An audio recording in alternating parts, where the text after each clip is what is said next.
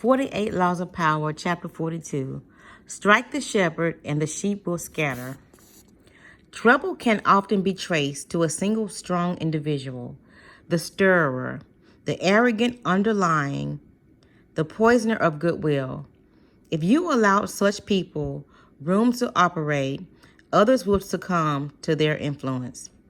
Do not wait for the troubles they cause to multiply. Do not try to negotiate with them. They are irredeemable.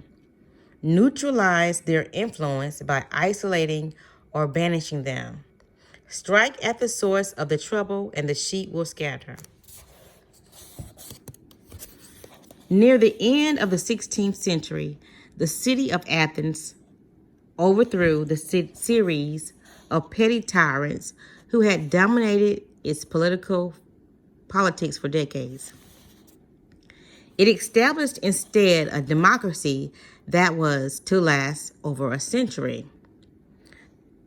A democracy that became the source of its power and its proudest achievement.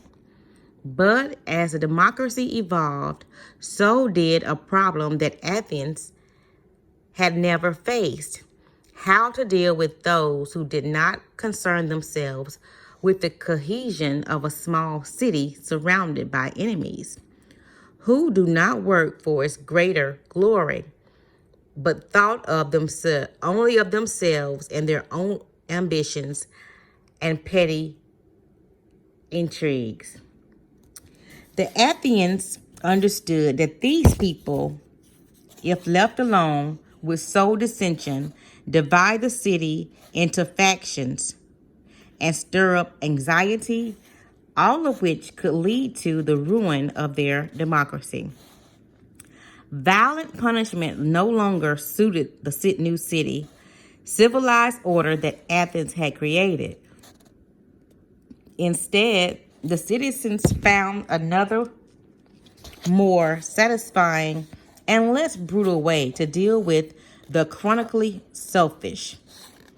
Every year, they would gather in the marketplace and write on a piece of earthenware and ostrakon the name of an individual that they wanted to see banished from the city for 10 years. If a particular name appeared on 6,000 ballots, that person would instantly be exiled. If no one received 6,000 votes, the person with the most ostraka recording his name would suffer the 10-year ostracism.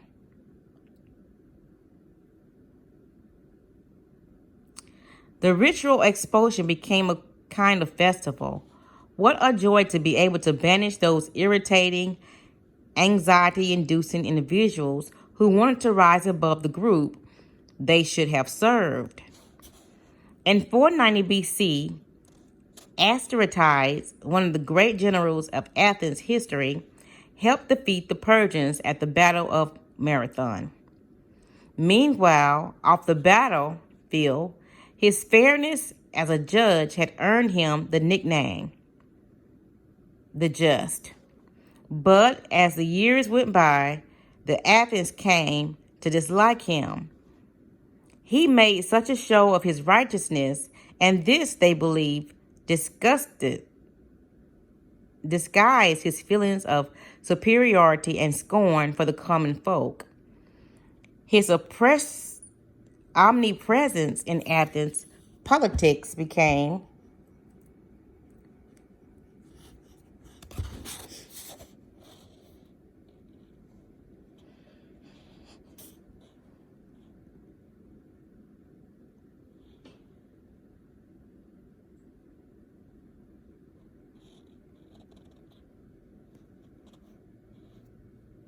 obnoxious. The citizens grew tired of hearing of him called the Just. They feared that it was just the type of man, just judgmental, haughty, who would eventually stir up fierce divisions among them. In 482 BC, despite Aristides' invaluable expertise in the continuing war with the Persians, they called the ostraca and had him banished. After Aristides' ostracism, the great general Themistocles emerged as the city's premier leader.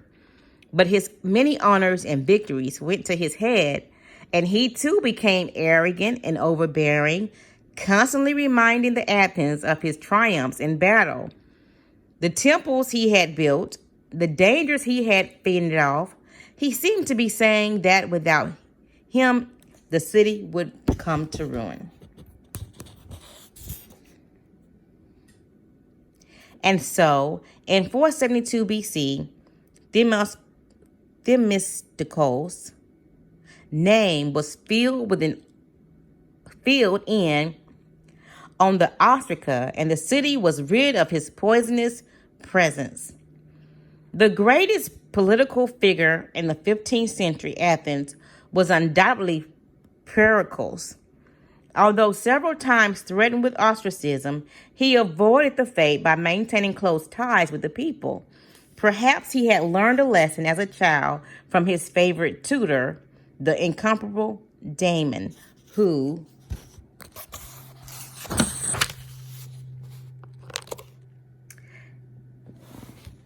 excelled above all other Athenians in his intelligence, his musical skills, and his rhetorical abilities.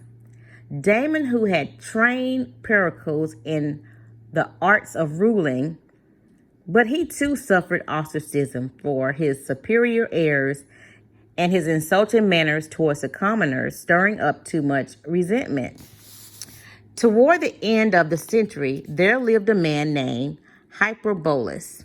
Most writers of the time described him as the city's most worthless citizen. He did not care what anyone thought of him and slandered whomever he disliked. He amused some, but irritated many more. In 417 BC, Hyperbolus saw an opportunity to stir up anger against the two leading politicians of the time, Alcibiades and Nicias. He hoped that one of the two would be ostracized and that he would rise in the man's place. His campaign seemed likely to succeed. The Athenians disliked Alcibiades' flamboyant and carefree lifestyle and were wary of Nicias' wealth and aloofness.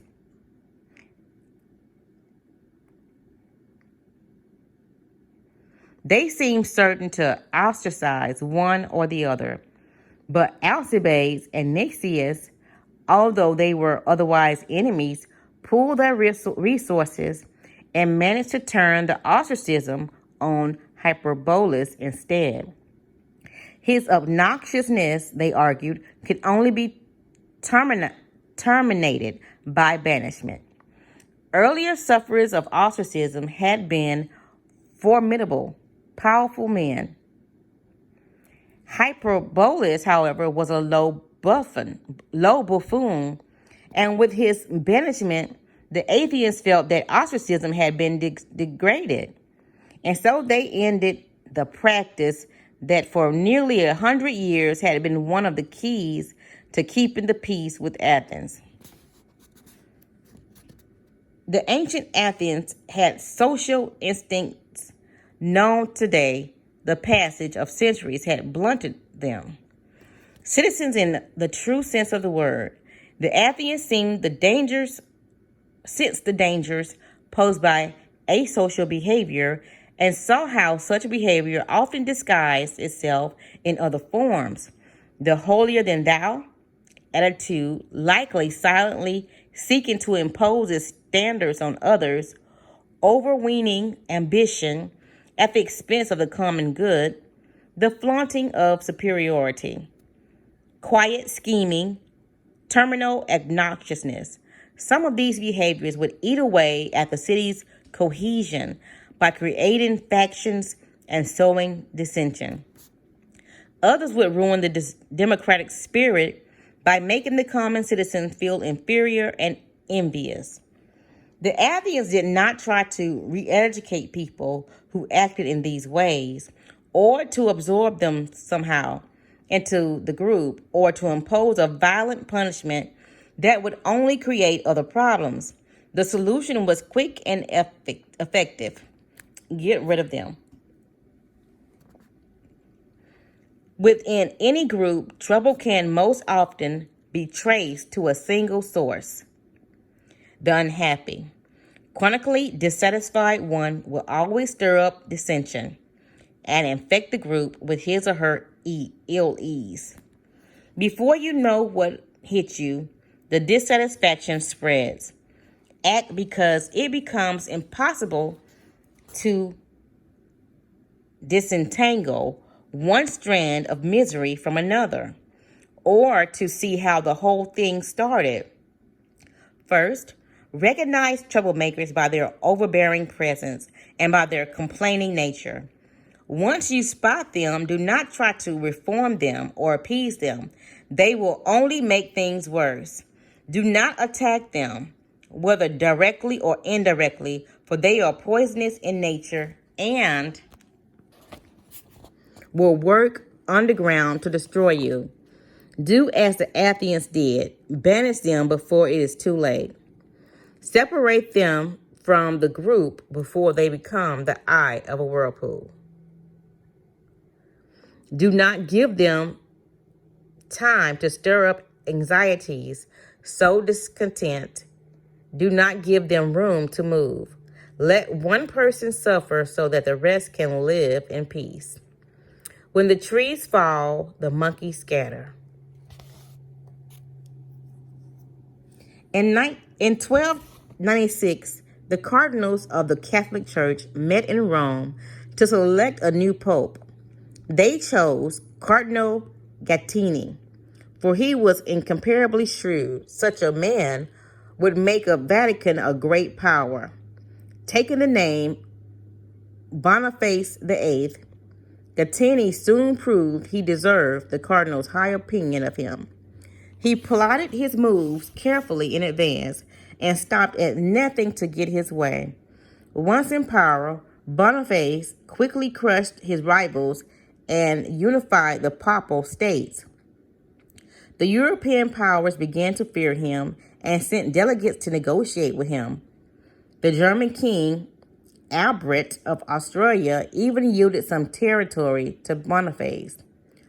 All was proceeding according to the Pope's plan. One piece did not fall into place, however. That was as Tuscany, the richest part of Italy. If Boniface could conquer Florence, Tuscany, most powerful city, the reign would be his. But Florence was a proud republic and would be hard to defeat. The Pope had to play his cards skillfully. Florence was divided by two rival factors, the blacks and the whites. The whites were the merchants' families. They had recently and quickly risen to power and wealth.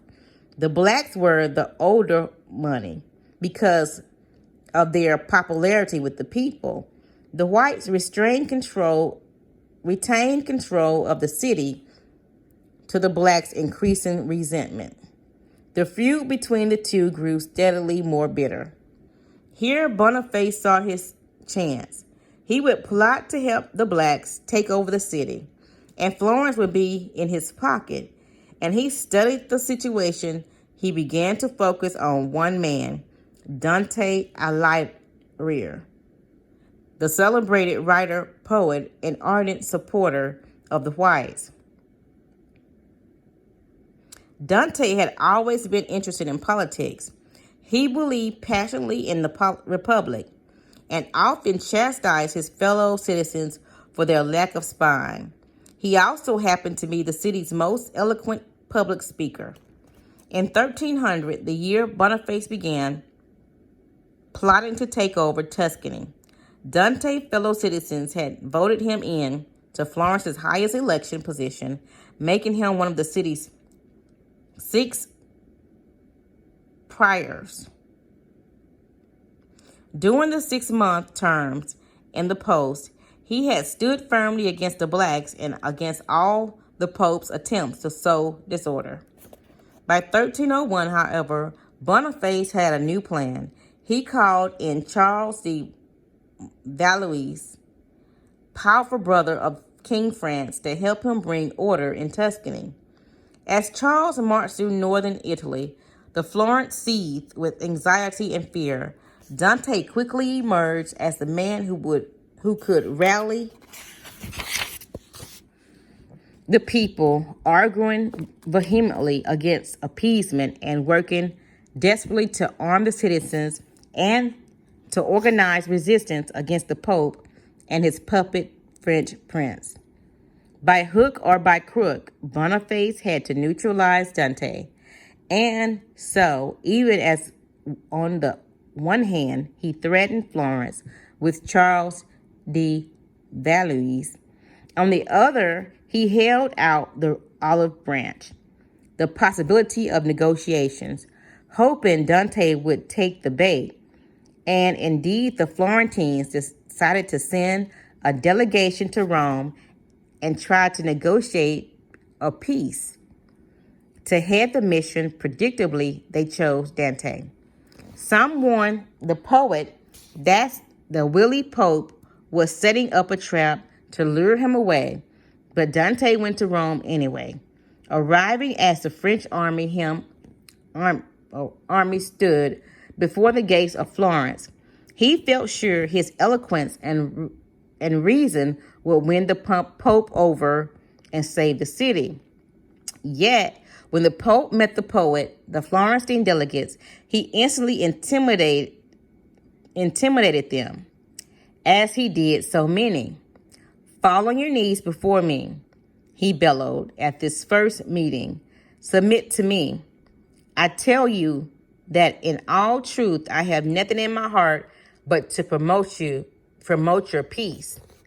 Succumbing to his powerful presence, the Florentines listened as the Pope promised to look after their interests. He then advised them to return home, leaving one of their members behind to continue the talks. Boniface signaled that the man to stay was to be Dante. He spoke with utmost politeness, but in essence it was an order. And so Dante remained in Rome, and while he and the Pope continued their dialogue, Florence fell apart, with no one to rally the whites, and with Charles de Valois using the Pope's money to bribe and sow dissension, the whites disintegrated. Some arguing for negotiations, others switching sides. Facing an enemy now divided and unsure of itself, the blacks easily destroyed them within weeks, exacting violent revenge on them. And once the blacks stood firmly in power, the Pope finally dismantled Dante from Rome. The blacks organized Dante to return home to face accusations and stand trial. When the poet refused, the blacks condemned him to be burned to death if he ever set foot in Florence again. And so Dante began a miserable life of exile, wandering through Italy, disgraced in the city that he loved, never to return to Florence, even after his death. Boniface knew that if he only had a pretext to lure Dante away, Florence would crumble. He played the oldest card in the books, threatening with one hand while holding the olive branch with the other, and Dante fell for it. Once the poet was in Rome, the Pope kept him there for as long as it took. For Boniface understood one of the principal precepts in the game of power. One resolute person, one disobedient spirit can turn a flock of sheep into a den of lions. So he isolated the troublemaker without the backbone of the city to keep them together. The sheep quickly scattered. Learn the lesson. Do not waste your time lashing out in all directions at what seems to be many-headed enemy. Find the one head that matters The person with willpower or smarts are most important of all, charisma. Whatever it costs you, lure this person away for once he is absent, his powers will lose their effect. His isolation can be physical, banishment, or absence from the court. Political, narrowing his base of support. Or psychological, alienating him from the group through slander and insinuation. Cancer begins with a single cell. Excise it before it spreads beyond cure. In the past, an entire nation would be ruled by a king and his handful of ministers. Only the elite had any power to play with. Over the centuries, power has gradually become more and more diffused and dramatized. This has created, however, a common misperception that groups no longer have centers of power, that power is spread out and scattered among many people. Actually, however, power has changed in its numbers, but not in its essence. There may be fewer mighty tyrants commanding the power of life and death over millions, but there remains thousands of petty tyrants ruling smaller realms and enforcing their will through indirect power gains, charisma, and so on.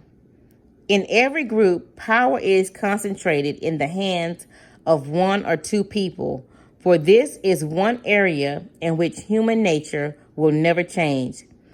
People will congregate around a single strong personality like planets orbiting a sun. To labor under illusion that this kind of power center no longer exists is to make endless mistakes, waste energy and time, and never hit the target. Powerful people never waste time. Outwardly, they may play along with the game, pretending that power is sharing among many, but inwardly, they keep their eyes on the inevitable few in the group who hold the cards. These are the ones they work on. When troubles arise, they look for the underlying cause, the single strong character who started the stirring and whose isolation and banishment will settle the waters again. In his family theory practice, Dr. Milton H. Erickson found that if the family dynamic was unsettled and dysfunctional, there was inevitably one person who was the stirrer, the troublemaker. In his sessions, he would symbolically isolate this rotten apple by seating him or her apart from the others, if only by a few feet. Slowly, the other family members would see the physically separate person as the source of their difficulty. Once you recognize who the stirrer is, pointing it out to the other people will accomplish a great deal. Understanding who controls the group's dynamic is a critical realization. Remember, stirrers thrive by hiding in the group, disguising their actions among reactions of others, render their actions visible, and they lose their power to upset. A key element in the games of strategy is isolating the enemy. In chess, you try to corner the king. In the Chinese game of Go, you try to isolate the enemy's forces in small pockets, rendering them immobile and ineffective. It is often better to isolate your enemies than to destroy them.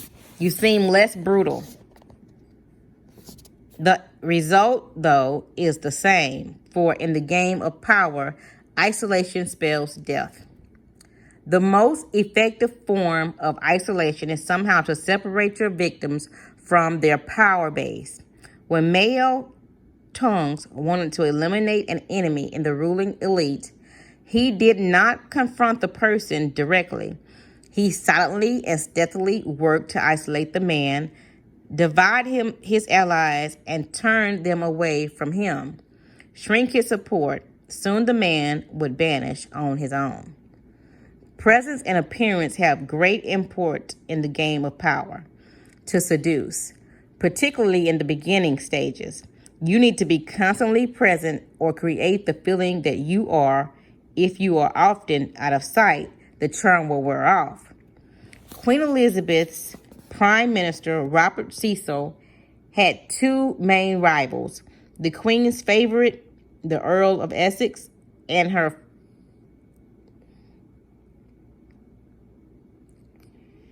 former favorite, Sir Walter Raleigh. He contrived to send them both on a mission against Spain. With them away from the court, he managed to wrap his tentacles around the Queen, secure his position as her top advisor, and weaken her affection for Raleigh and the Earl. The lesson here is twofold. First, your absence from the court spells danger for you, and you should never leave the scene in a time of turmoil, for your absence can both symbolize and induce a loss of power. Second, and on the other hand, luring your enemy away from the court at critical moments is a great ploy. Isolation has other strategic uses. When trying to seduce people, it is often wise to isolate them from their usual social context. Once isolated, they are vulnerable to you, and your presence become magnified. Similarly, con artists often look for ways to isolate their mark from their normal social milieu, stirring them into new environments in which they are no longer comfortable. Here they feel weak and succumb to deception more easily. Isolation then can prove a powerful way of bringing people under your spell to seduce or swindle them. You will often find powerful people who have alienated themselves from the group.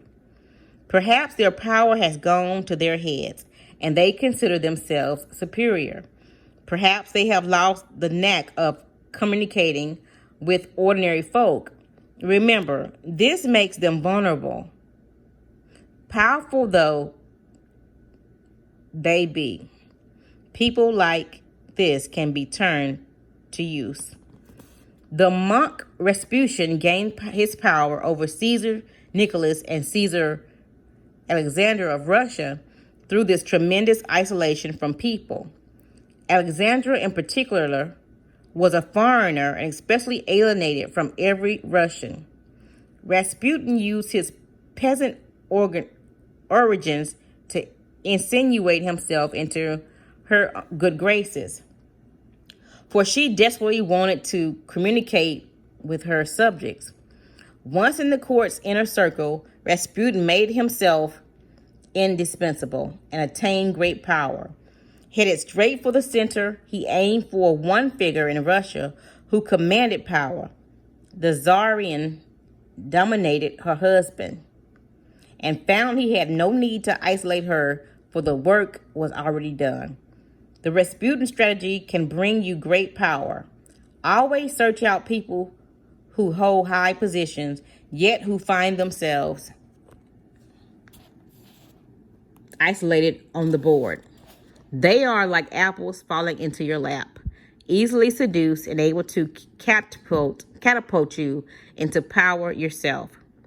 Finally, the reason you strike at the shepherd is because such an action will dishearten the sheep beyond any rational measure.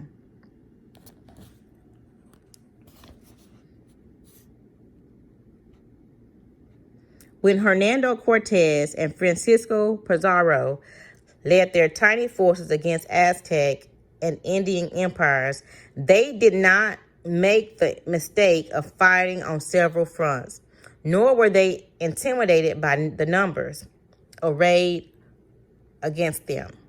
They captured the kings Moctezuma and Atahualpa. Vast empires fell into their hands. With the leader gone, the center of gravity is gone. There is nothing to revolve around, and everything falls apart. Aim at the leaders, bring them down, and look for the endless opportunities in the confusion that will ensure. A flock of fatted sheep. Do not waste precious time trying to steal a sheep or two. Do not risk life and limb by setting upon the dogs that guard the flock. Aim at the shepherd. Lure him away, and the dogs will follow. Strike him down, and the flock will scatter. You can pick them off one by one.